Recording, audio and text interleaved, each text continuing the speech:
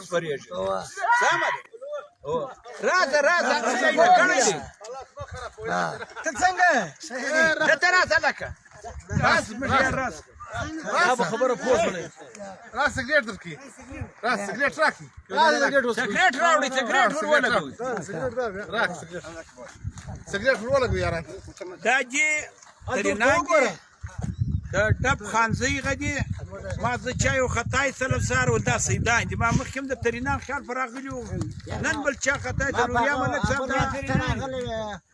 ملک صاحب ما درته ول د خانزي ترینان صاحب او ترینان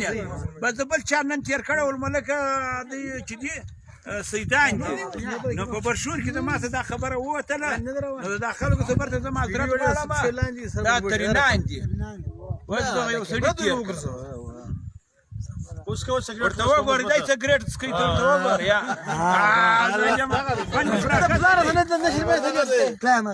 ولې فارم دا وره بدلی راځي څوې دي اجازه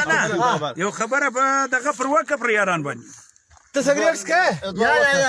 سوار ته یا پلار در باندې ګران دی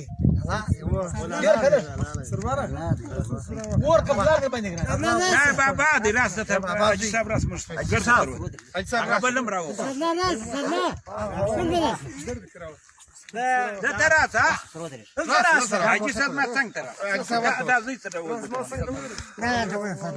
دا بابا دې حال کبلار سره وره د 15 کاله دا حاجی صاحب دی 15 زامنې لیونی دي یوه لور ده اوس یې په خپل اندازه ولګو موږ ولا خپل یو زوی راګرځوی سو سمبالولی سو دغه حاجي صاحب د 15 کاله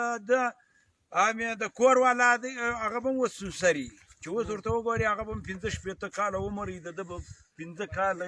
د ده به 15 یي هغه به 15 یا به 15 دغه دی حاجي صاحب د غونې اندازه ده نو مشر زوی دغه دی دا مو ته ورته وګورې 50 کاله ته رسېدلی مشر زوی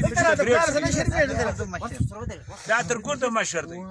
بیا دغه دویم نمبر یې دغه زوی دی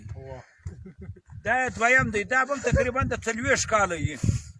او دریم یې دغه دی دا به هم خیال 15 کاله یي بله پسې دي یوه لور ده یو هغه دی حاجي صاحب د ده به څه عمر تقریبا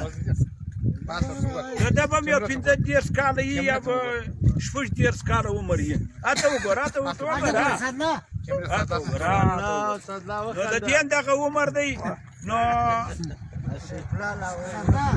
دا څه پښتنو ته دا وایم چې دا خلکو سره ډېر ثواب لري ډېر خیر لري چې هر څوک یې وکړي دا خلکو سره زموږ د طرفه مرسته ورسره وکړي ما هم 50,000 روپۍ اوس بیا ورکړلې وار مخکې ورکړې وې اوس مو بیا دغه دی په برشور کې ورکړلې دا ګرد دنیا پښین خلکو ته دا خواست دی چې وروره دا خلک د حاجي صاحب له راسئ امداد مرسته ورسره وکړي خدای اوس که 1000 روپۍ ورکړي هم دی په خوشحاله کېږي که 1500 ورکړي هم دی په خوشحاله کېږي دا بچه ماشان د اصلي په پیسو 10 کاله هم ساتل کېږي 20 کاله هم ساتل کېږي نو د هر چا څه دا زما خواست دی نور مو کور ودانۍ بولم ملګرو تاسو ملک هاشم خان کاکړ واورېدئ چې دغه تقریبا 15 لیونیان وروڼه دي بیا خور ده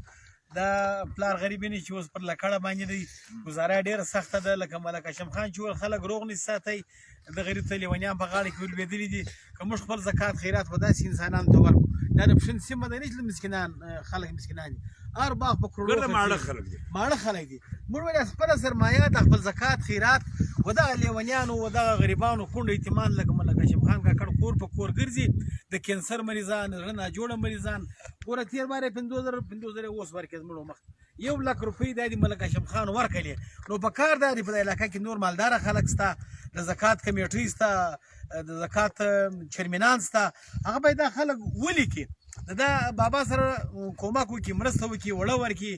یو وړي اوبره ورکړي دی غریب و د ګډ سړی نه لري دوه زامن یې پر سد هغو بیشتنې وکړي ودونه یې وکړلو اشودر طلبه یې مړه لیونیانو ساتي هغه ولاړ و بوډۍ مور یې د یو د سپېژلري پلار یې دی دا لیونیان یې په غاړه کې لوېدلي دي نو که موږ دې سره مرسته نه کړو نو بیا څوک کوي نو تاسو به زموږ د ملک هاشم خان خبرې خو د رډې دي هغه دا چل ول نه لري لکه سیاسیان ساده کړی نه سره نه بخلاصېږي نو دی زموږ دپاره وایي چې بابا څنګه زده کوم داسې وکړئ